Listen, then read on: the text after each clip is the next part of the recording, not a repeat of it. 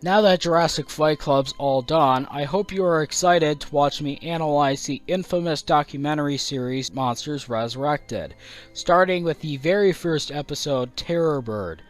Up next will be the scientific analysis of Monsters Resurrected, starting with the first episode, Terror Bird. Up next should be the scientific analysis of Monsters Resurrected, Episode 1, Terror Bird.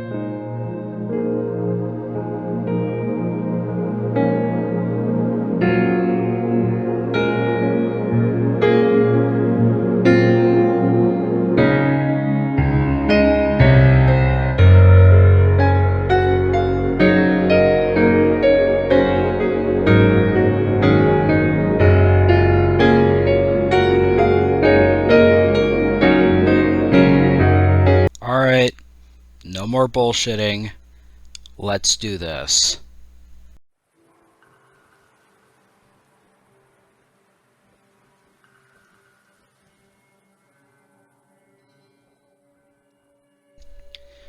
Hello everyone, Paleo Nerd here, and welcome back to Scientific Analysis, where I watch documentaries on prehistoric life and see how well they hold up today. Now that I've finished analyzing Jurassic Fight Club, it's time for me to cover a documentary often considered to rival Jurassic Fight Club as the most inaccurate and most awesome bro paleo documentary ever made. That show is none other than Monsters Resurrected, an American documentary series which aired on the Discovery Channel starting September of 2009 and ending August of 2010. It ran for one season with 6 episodes, each with a runtime of about 45 minutes per each episode. And each episode is dedicated to quote-unquote resurrecting a specific prehistoric predator from either the Mesozoic or the Cenozoic. However, as you would expect from a show called Monsters Resurrected, it focuses mainly on the violent aspects of the featured animal's life, like how it killed and fought other animals, with little or no time dedicated to other topics. This show also has some issues with consistency on the DVD version, as between the 6 episodes it goes by 2 different titles, Monsters Resurrected and Mega Beasts, and additionally switches between 2 different narrators, John Michie for Monsters Resurrected and J.V. Martin for Mega Beasts, which I'm guessing has to do with the DVD using both the US and UK versions of the show, although I don't know which is which.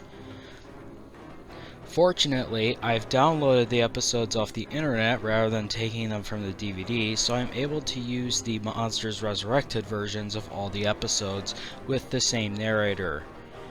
The animation and models also differ slightly between episodes, since the visual effects for the Mesozoic episodes were done by Cinevision, while those for the Cenozoic episodes were done by Xing Digital.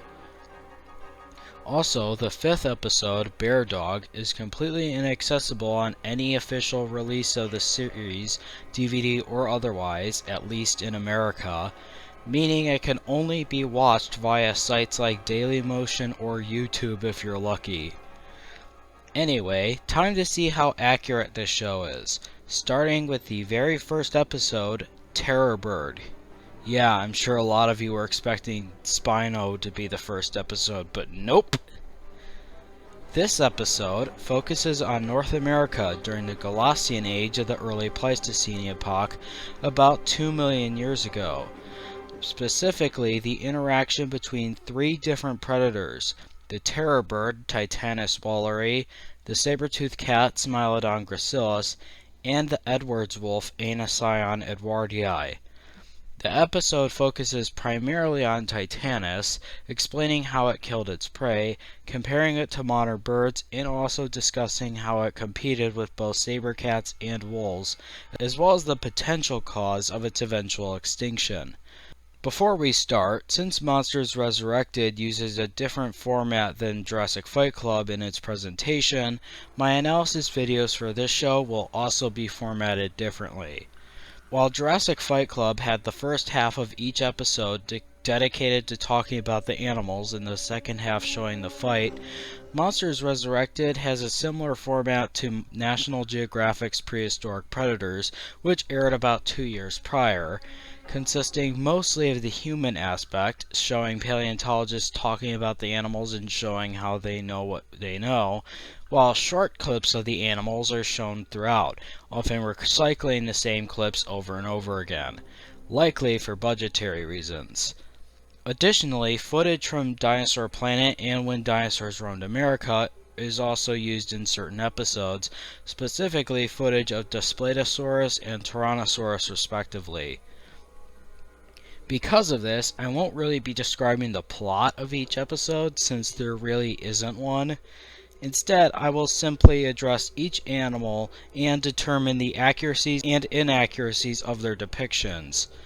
Before that, though, I'm going to discuss some problems I have with the show overall.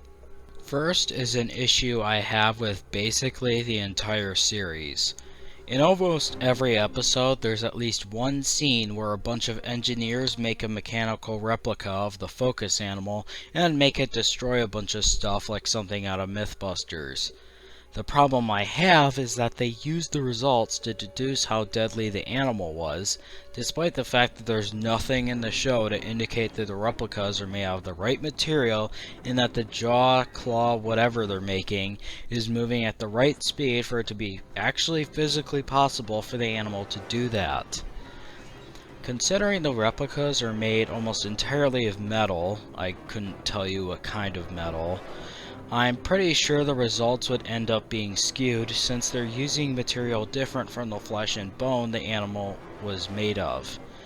While bone is naturally stronger than steel, it's also less dense, meaning the more dense metal would be able to inflict more damage than bone would, especially if concentrated on a small area, like what would happen if, say, a metal terrorbird beak was driven into a cow skull.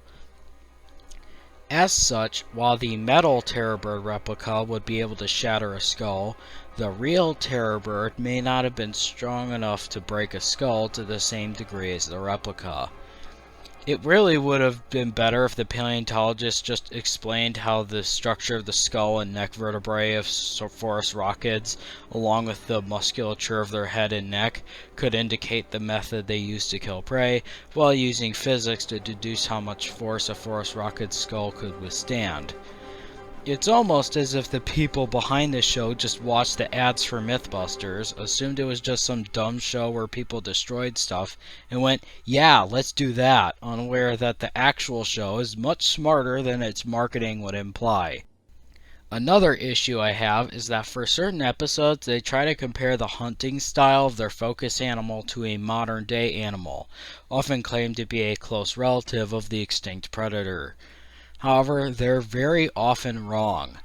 For example, in the Titanis episode, they use birds of prey like hawks and owls, when a better analog would have been Titanis' closest living relatives, the Seriemas.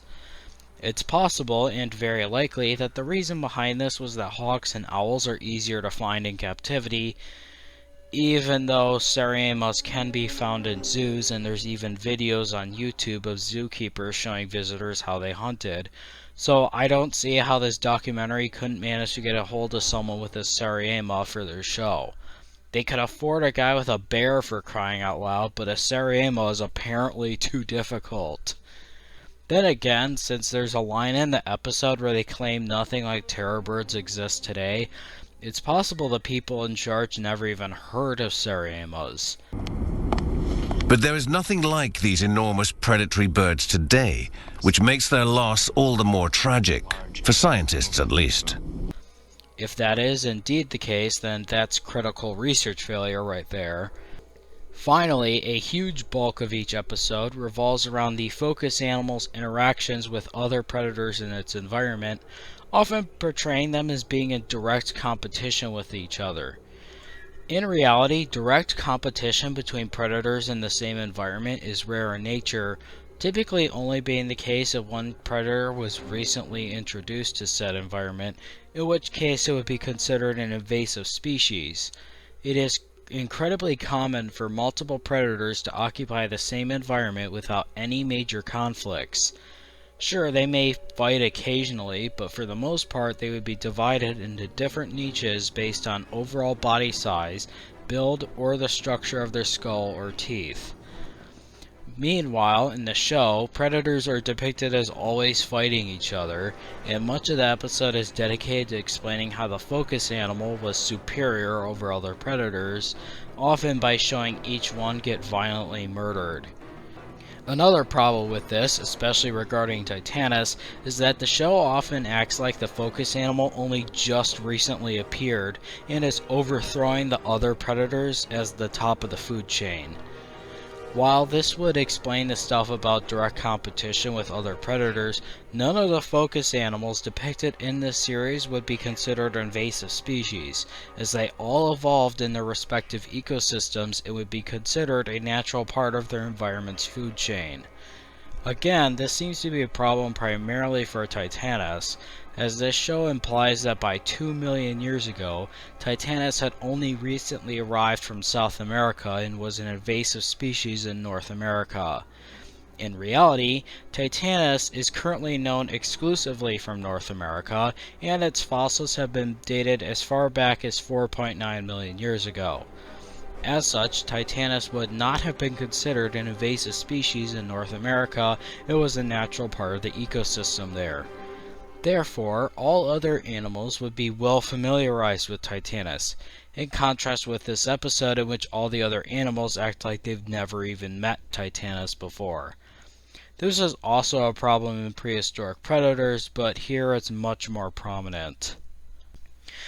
Another recurring bit in this series I almost forgot to bring up is the fact that every single episode has 1 to 2 sequences of the focus animal randomly placed in the modern day, usually terrorizing some people or killing some modern animal. These scenes hold very little relevance to the series as a whole and only really exist for the sake of spectacle.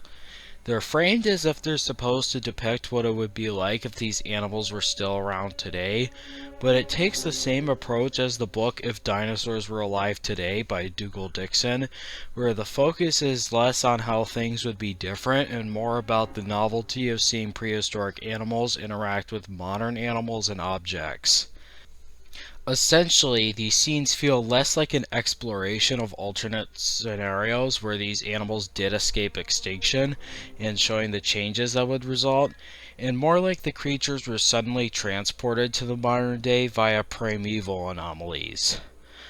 I will talk about the scenes in other episodes more in depth when I cover those episodes, so for this video I will discuss how Terror Bird handles its modern day scene. Episode 1 has only one of these sequences, although the version I've been using for most of the video doesn't seem to use the scene in its entirety, but I know the full scene exists because I saw it on the DVD version, so I'm assuming the Megabeast version of the episode was the one that showed the entire scene. Basically, it involves 2 pit bulls as guard dogs in some junkyard, when suddenly a Titanis breaks through the gate, and the dogs turn into CG models as one of them is grabbed and swallowed whole by the terror bird.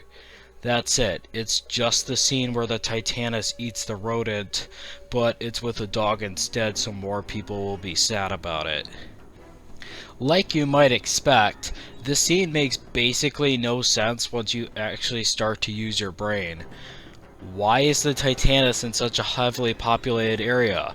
Why let the dogs run away when a 2-meter tall bird with an axe for a beak shows up? Why does the bird eat the dog anyway? If it was looking for food, why would it pick a junkyard of all places? The fact that it's framed as a way of saying, wow, gee, it sure is a good thing that doesn't exist anymore, also leaves a very bad taste in my mouth. It's like those clickbait top 10 videos you see all over YouTube about animals we should be glad are extinct. Like, no, extinction is not a good thing. Just because a prehistoric animal seems mildly scary to us, doesn't mean it deserved to go extinct or that its extinction was a good thing. The whole presentation of this scene seems rather tone-deaf, and the same applies to all other scenes like this throughout the series, as rather than painting the extinction of these species as tragic, the show instead treats it like some great triumph for humanity because these creatures might have been of slight inconvenience to us. If this truly were a representation of a timeline where phorusrhacid still existed and lived alongside humans, then clearly us humans would have adapted our society to accommodate these creatures, either by wiping them out before the modern day even happens, or by taking extra precautions to make sure they don't cause any unnecessary damage. So really, this entire chain of events is completely the fault of whoever owns this junkyard for not taking the necessary precautions to keep out unwanted phorusrhacids. The gate should at the very least have some terror bird proof locks, but nope, guess the owner didn't actually care about the safety of their guard dogs. Otherwise, the only other explanation for why the owner would be so unprepared for a Titanis breaking into their junkyard is if this is a primeval type situation where the bird randomly appeared through a time-space anomaly, in which case it should be acting more like a confused and frightened animal rather than a malicious, bloodthirsty monster. Am I reading too much into this? 'Cause I think I am. Anyway, let's move on to the actual meat of the video before I give myself a brain aneurysm. So when I was originally writing the script for this video, I formatted it so that I would talk about the focus animal first, then discuss the supporting cast in the order they appear. But then I realized that the focus animals had much more to talk about than the others, so ending the video on something like a horse or a generic plesiosaur or something that I don't have a lot to say about would end the video on a rather sour note. So for this series, I'll start with the supporting cast in order of appearance and end with the focus animal. Starting us off in this video is everyone's favorite saber-toothed cat, Smilodon, but perhaps not the Smilodon most people are familiar with. The species most people seem to know are Smilodon fatalis and or Smilodon populator, with fatalis being the North American species and populator being the South American species. However, there is a third species which is believed to be the ancestor of the other two, Smilodon gracilis, or thin knife tooth. This species lived in North America and the northern parts of South America during the early Pleistocene, about 2.5 million to 500,000 years ago, meaning it coexisted with Titanis for at least 700,000 years. It's also smaller than fatalis and populator, reaching a length of about 1.5 to 2 meters or 6 to 6.5 feet long, a height of about a meter or 3 feet tall at the shoulder, and weighing between 55 to 100 kilograms or 120 to 220 pounds. By comparison, populator, the largest species, could weigh up to 450 kilos or almost 1,000 pounds, almost 5 times heavier than gracilis. While still relatively large for a cat, this species would have seemed like a house cat compared to Titanis, which bordered on being one of the largest predatory birds to ever exist. While no exact measurements are given in the show, the cat is shown to reach Titanis' shoulders.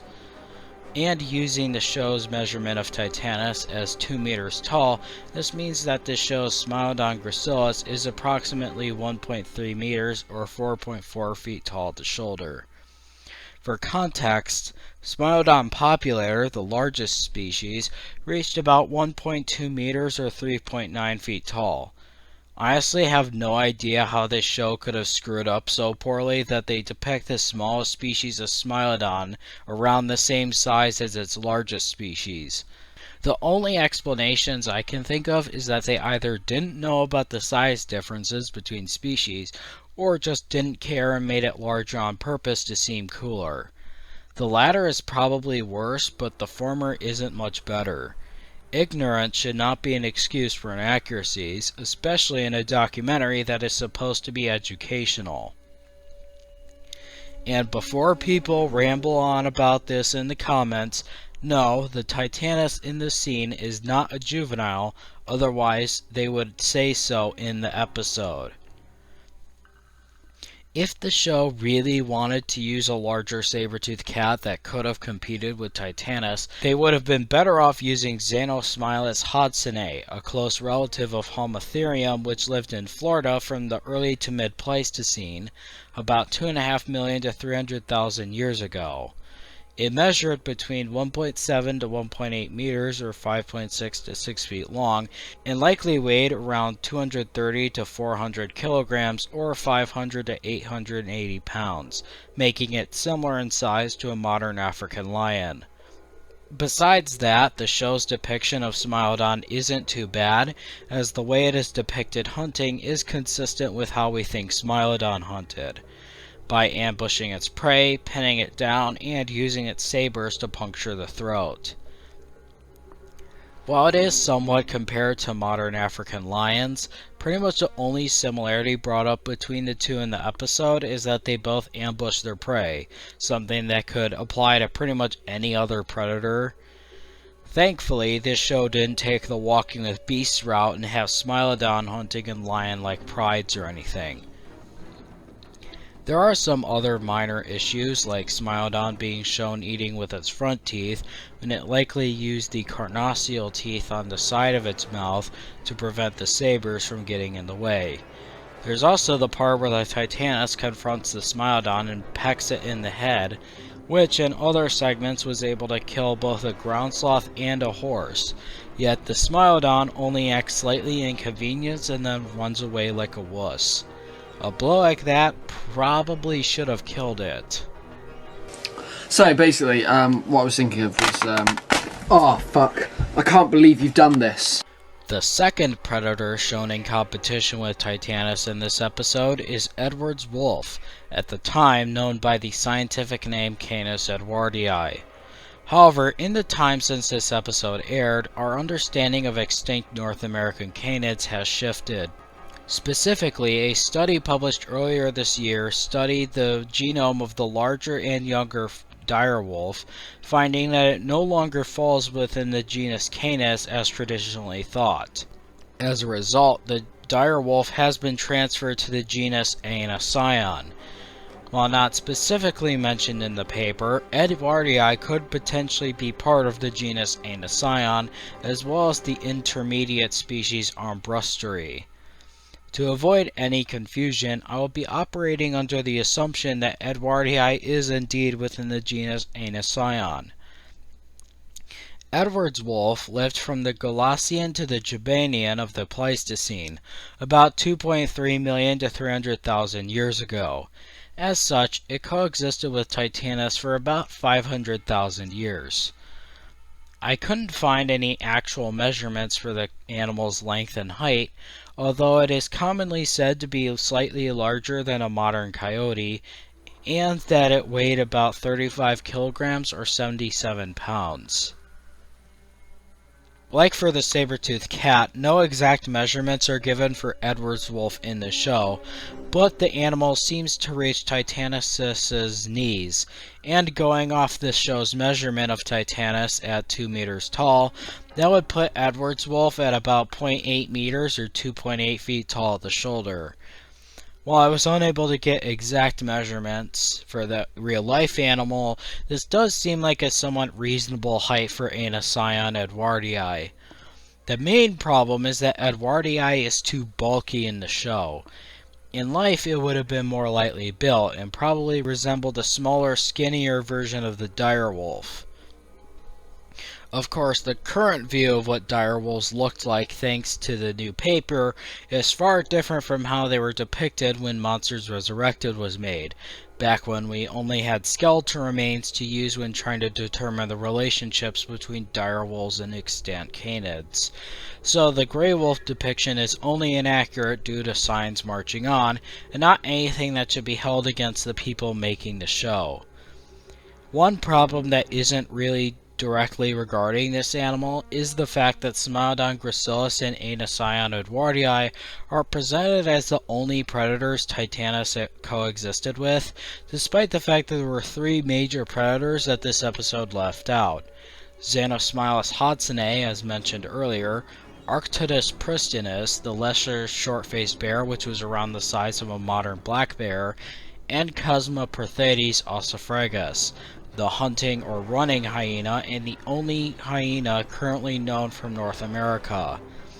There's also the American cheetah Myricynonyx edexpectatus, the bone-crushing dog Borophagus diversitans, and Canis lepophagus, another proposed ancestor of wolves that probably doesn't belong in Canis either, but the other 3 are more prominent. All of these carnivores are known from the same fossil sites as Titanis, yet none have made an appearance in documentaries before, so excluding any of them from this episode was a big wasted opportunity. Even excluding other predators, it is pretty unlikely that Smilodon gracilis or Anacyon edwardii served as any major competition for Titanis anyway, given the significant size differences. Now we're on to the prey animals, starting with a ground sloth. One reoccurring theme you'll start to notice in this show is that the prey animals are rarely, if ever, explicitly identified in the show, which can make finding inaccuracies difficult because I don't know what animal they're depicting. This is especially difficult for the ground sloth, as there are up to 4 different species of ground sloth known to coexist with Titanis: Eremotherium eomigrans, Megalonyx leptostomus, Paramylodon harlani, and Glossotheridium chapadmolense, and that's working under the assumption that the sloth is meant to represent a species that actually lived with Titanis. The Wikipedia page for Monsters Resurrected has gone through many changes when it comes to this ground sloth's identity. Originally, it was listed as Glossotherium, which lived only in South America. It's possible this was because Glossotheridium chapadmolense has been considered a species of Glossotherium before, but recent phylogenies of myelodontid ground sloths placed the species outside Glossotherium as its own genus. It's also possible it was in reference to Paramylodon, another former species of Glossotherium that is now its own genus, which would explain why the Wikipedia entry changed the ground sloth to Paramylodon. Now, if you look at the Monsters Resurrected Wikipedia page, you'll see that the sloth is now labeled as Megalonyx leptostomus, something you can thank yours truly for. In terms of appearance, the design more closely matches Megalonyx, and it's also much too small to be Paramylodon. So if I had to guess, I would go with Megalonyx leptostomus, as it's probably the closest in terms of size and appearance. However, with no official sources proving the sloth's identity, I can't be certain what species the person who made this model had in mind, and for all I know it could just be a generic ground sloth with no specific species in mind. Still, I will be comparing it to Megalonyx leptostomus for the inaccuracies, since that is what it most closely resembles. Once again, no measurements are given for the sloth, which should be expected since they don't even call it by name or really acknowledge it at all. Still, it can be compared to the 2 animals it interacts with, Titanis and Smilodon. The sloth seems to be the same height as Smilodon on all fours, around 1.3 meters or 4.4 feet tall at the shoulder, which is more in line with the larger and younger Megalonyx jeffersonii, a descendant of Leptostomus from the mid to late Pleistocene. While exact measurements for Leptostomus don't seem to be available, it is commonly stated to be half the size of Jeffersonii, which could grow up to 3 meters or 10 feet long and weigh 1,000 kilograms or over 1 US ton. Beyond that, I don't really see anything wrong with it. It's just kind of a shame that all it does in this episode is get killed by either Smilodon or Titanis. Next is an unidentified rodent that looks like a small capybara with spots, which is most likely Neochoerus aesopi, a species of large rodent in the family Caviidae from the Pleistocene closely related to the modern capybara, which has been found in Florida and South Carolina. While there's no official source which proves its identification, aesopi just fits so well that I don't really see what else it could be. Even the description of it being around the size of a pit bull is accurate, and a Titanis swallowing one whole is plausible and possible, but chances are Titanis would have hunted much bigger prey, and this particular animal would have had to worry more about saber cats and wolves than the giant terror bird. Besides that, the only other thing I really have to say about this animal is that I probably would have gone with a pattern more like that of a capybara, but I suppose the spots aren't technically inaccurate, just unlikely in my opinion. Next is a horse, which is really never given a name, although a lot of wikis claim it's intended to be Hipparion. However, I found no official sources that prove this, and while Hipparion technically fits the time period, it's never been found in the same fossil sites as Titanis. Another thing that leaves me doubting that this horse is Hipparion is that the genus is best known for 2 vestigial outer toes on each foot in addition to the hoof, which did not touch the ground. However, I've been unable to find any good enough shots to confirm whether or not these toes are actually present on the model, so identifying this horse as Hipparion is difficult. Since the model used pretty much looks exactly like a modern horse, it's also possible that it is meant to be some prehistoric species of Equus, the genus which includes modern horses, donkeys, and zebras. Wikipedia even currently lists it as the Hagerman horse at the time I'm recording this, an equine from North America commonly thought of as one of the earliest species of Equus, although recent studies suggest that it falls just outside Equus, making its proper scientific name Plesippus simplicidens. While the Hagerman horse does overlap with Titanis time-wise, like Hipparion, it has not been found in any fossil sites that Titanis is known from, so unless any source pops up to suggest otherwise, I won't be considering it a potential candidate.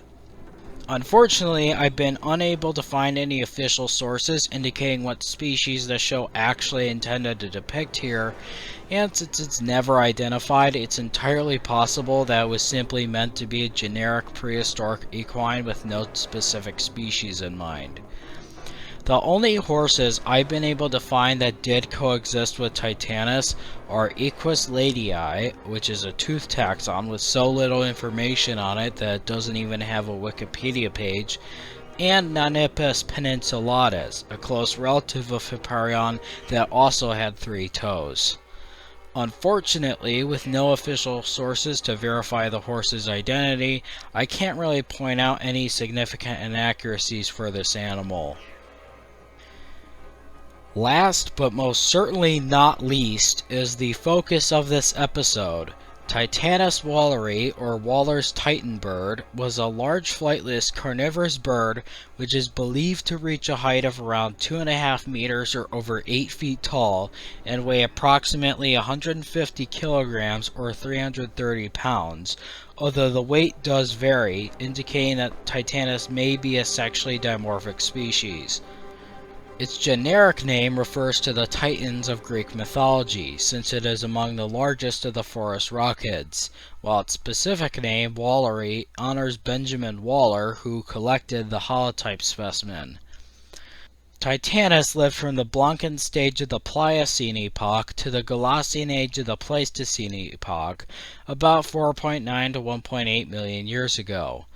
Titanis is currently placed within the modern bird order Caryomyformes, specifically the family Phorusrhacidae. Phorusrhacid served as the top predators in South America from 62 to 1.8 million years ago, with Titanis being the only known Phorusrhacid found in North America. The reason for this is that from the late Cretaceous to the late Pliocene, South America was an island, completely isolated from the rest of the world. As a result, animals unlike anything elsewhere evolved here, like giant ground sloths, giant armadillos called glyptodonts, and weird-looking ungulates. And at the top of the food chain here were the large phorusrhacids, as well as giant caimans, cebechids, and carnivorous spirocidonts. That all changed about 5 million years ago, when the Isthmus of Panama rose from the sea due to volcanic activity, allowing wildlife from North and South America to wander freely across the two continents. This event, called the Great American Biotic Interchange, resulted in a drastic change in the ecosystems of the Americas, as it introduced sloths, armadillos, capybaras, opossums, and terror birds into North America, while South America gained elephants, llamas, cats, bears, canids, horses, and tapirs, among others. Although a majority of the South American migrants entered North America around 2.5 million years ago, Titanis entered a bit earlier, about 5 million years ago, likely by island hopping. Since they were bigger than most of North America's predators at the time, terror birds quickly rose to the top of the food chain in their new habitat. Yet most people assume they weren't too successful there, since Titanis is the only North American terror bird. We'll get to why that probably was later, but now let's see how the version depicted in the show compares. In this episode, Titanis is put at a reasonable size, at about 2 meters or 6.5 feet tall and 136 kilograms or 300 pounds, which is a bit small but not enough to consider it undersized. In terms of design, the show is pretty much spot on. They even omitted the little wing claws that I've seen way too many times on terror bird designs. The backstory of how this misconception started will be explored in Paleo Misconceptions, but all you need to know for this video is that this hypothesis was proved to be false. I'm not entirely sure if the claw wing hypothesis had been disproved at the time the Titanis model for the show was made, but for whatever reason, the people working on the show did the right thing and removed the claws, leaving it with normal wings. The rest of the body also looks pretty accurate. It's the right build, the proportions look good, and the beak in particular even appears to closely resemble that of Kalenkin, which is a close relative of Titanis. However, the skull they use for the paleontology segments clearly belongs to Andalgalornis, which is from a separate subfamily of phorusrhacids than Titanis, and a mechanical replica is clearly also based on the Andalgalornis skull. While Phorusrhacus, another close relative of Titanis, likely had a similar looking skull, the skull presented is still inconsistent with the head of the CG model. There's also a skeleton that is shown occasionally which looks suspiciously similar to Physornis. Still, I think I can say with confidence that Monsters Resurrected's Titanis design is probably one of the best terror bird designs I've seen in a documentary. However, as we've made perfectly clear in the Jurassic Fight Club videos, the design is only part of the story. The other part is how the animal is actually depicted.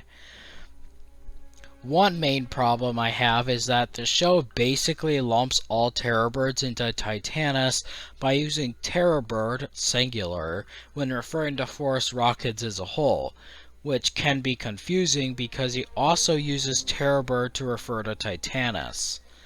For example, when the narrator states that the terror bird migrated from South America to North America, is he talking about Titanis or phorusrhacid?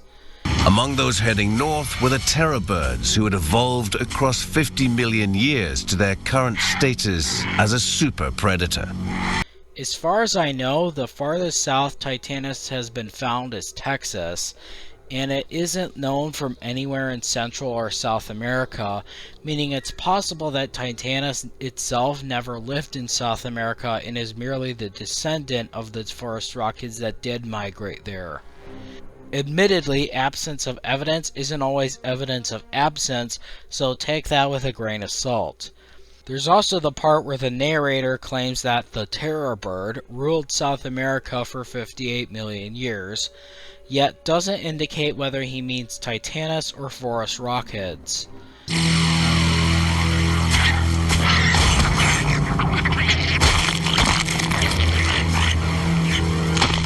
For 58 million years, this beast dominates a continent, South America. He likely means phorusrhacids, but the way he says terror bird, singular, makes it easy to think he's talking only about Titanis, which isn't conclusively known from South America and was only around for about 3 million years. Shortly after that, the narrator claims that phorusrhacids were the only birds to, quote, reign as megabeasts. This represents the only time in our planet's history that a bird reigns as a megabeast. Which, based on the way the phrase megabeast is used throughout the rest of the series, is probably supposed to mean that phorusrhacids were the only large birds.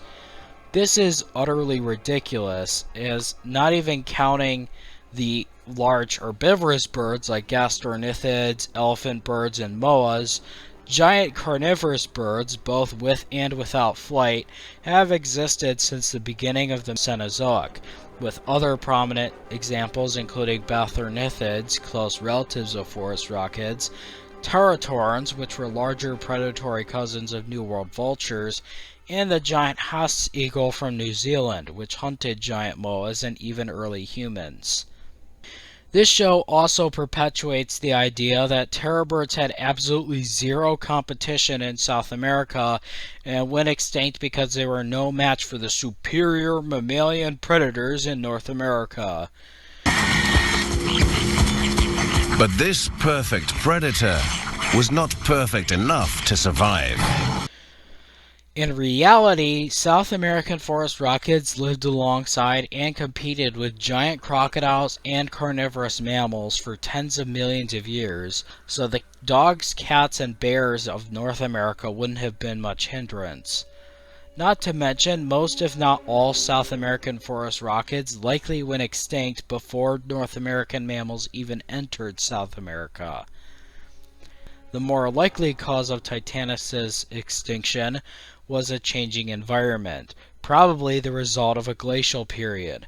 Specifically, the landscape of North America changed from that of open pine forests to grasslands. Most fossil sites that terror birds are found in suggest that phorusrhacids preferred forests or scrublands, where the trees could provide cover and allow them to ambush their prey.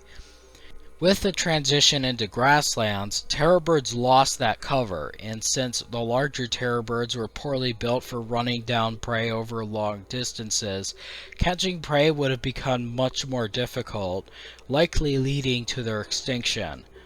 With Titanis and other phorusrhacids out of the way, saber-toothed cats and other mammalian predators flourished in the new landscape and grew much larger, eventually replacing the terror birds as the top predators of both Americas.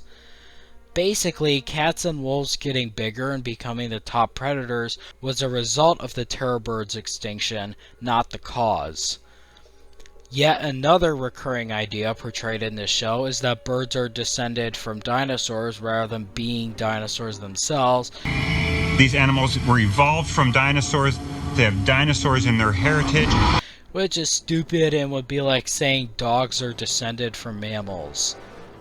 After that is the part where they claim that raptors like hawks and owls were the closest living relatives of phorusrhacids. Their closest living relatives are 1/100th of their size. Raptors. Which, as established earlier, is false. Its true closest living relatives would be Sariemas. Even excluding Sariemas, Titanis would have been more closely related to parrots or falcons than to owls or hawks. That being said, the part where they CAT scan the skull and brain case is pretty good and very interesting, although since the skull belongs to Andalgalornis, the results of the scan wouldn't apply directly to Titanis. Admittedly, the brain of Titanis was very likely similar to the brains shown in the scan, so any differences would have likely been very small and not very noticeable. Next, the narrator states that Titanis would have been able to swallow animals as large as a small pit bull whole, even showing a scene of it doing just that with an actual pit bull. Contrary to what I originally thought, this is actually correct and physically possible, but chances are that Titanis probably didn't hunt prey that small very often, instead going after larger prey like ground sloths, glyptodonts, and even young mastodons, while the cats and wolves went after smaller prey like peccaries and camels. And then there's the part where the narrator talks about how the one fatal flaw that led to the extinction of Titanis is the fact that it laid its eggs on the ground, meaning wolves could easily just eat them all. The terror bird wields a killing tool like none other, and can destroy an animal with one mighty blow. But this lost creature shares a vulnerable characteristic with dinosaurs. It lays its eggs on the ground. This breeding habit puts its young at risk. A nest on the ground is a beacon for scrounging carnivores. This seems to operate on the assumption that terror birds were awful parents that would just leave their eggs vulnerable like that. Keep in mind, phorusrhacid did perfectly fine in South America for over 60 million years while also coexisting with similar predators, and all of the giant terror birds would have also laid their eggs on the ground. With the logic the show uses, ostriches should probably have gone extinct long ago from predators eating their eggs, but they didn't, because despite their small brains, ostriches are smart enough to have both males and females guard their nests while the eggs incubate. While Sariemas do nest in the trees and not on the ground, they also have both parents involved in guarding the eggs and raising chicks, so I don't see why phorusrhacids wouldn't have been at least slightly similar. The show makes it seem like they were total loners, yet their brains are compared to hawks, which also have both parents involved in caring for the eggs, and as said before, their closest living relatives, the Sariemas, also live in pairs and both parents care for the eggs. Based on this information, I feel like it would be within the realm of possibility that Titanis and phorusrhacids as a whole would have both parents care for the eggs, possibly having one parent guard the nest while the other hunts. Obviously, some eggs would still end up as food because that stuff happens, but their eggs wouldn't be completely vulnerable. One other problem is the way that Titanis is depicted hunting, where it basically uses its skull as an axe and pecks the prey to death. While phorusrhacid skulls could withstand this kind of force, this method of hunting is very unlikely due to the fact that such a technique would have a very high margin for error, and such a method would also risk heavily damaging or breaking off the hooked tip of the beak. This makes the method shown here unlikely to be used as an effective hunting strategy, and it is more likely that large phorusrhacids like Titanis killed their prey by simply using powerful bites aided by their strong neck muscles, possibly with the assistance of kicks from their powerful clawed hind limbs. There's also the final scene of a Titanis confronting a pack of Edwards wolves, killing 2 of them, and then getting overrun and killed. I already talked about the wolves earlier, but now I'll explain even further why this scene is so absurd. After all, wolf packs today are easily scared off by bears, so why would a 2-meter tall bird with a giant hooked beak and powerful talons be any different? Not to mention the fact that Edward's wolf is smaller than the modern gray wolf. Even if the wolves outnumbered the bird, the truth is that Titanis could very easily kill a single wolf, and since wolves tend not to be fans of dying, they likely just leave the bird alone like modern wolves do with bears. That's it for Titanis. I know I've been nitpicking a lot, but overall this is probably the best depiction of a phorusrhacid that I've seen so far in a piece of media.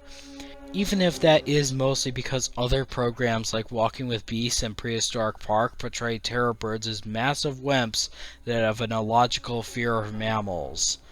So, all in all, it's nice to see a phorusrhacid being treated with respect for once, and I hope that in this particular area, future documentaries can take inspiration from Monsters Resurrected and treat these fascinating animals with more respect. That wraps up this episode's analysis, and overall, Terrorbird really wasn't that bad, at least compared to the stuff I've covered on Scientific Analysis prior. Sure, it was pretty awesome, bro, and they still succumbed to the mammal superiority myth when it came to the extinction of Titanis, but I'd still say that this episode is a pretty decent watch, especially compared to the garbage that is Jurassic Fight Club.